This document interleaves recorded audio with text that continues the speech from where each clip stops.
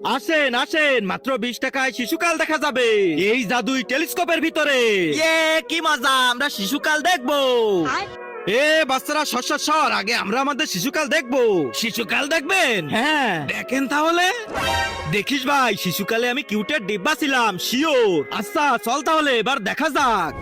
দুধু খাবো, আমি তো দুধু খাবো। ভাই ভাই ভাই বল না, কেমন দেখলি?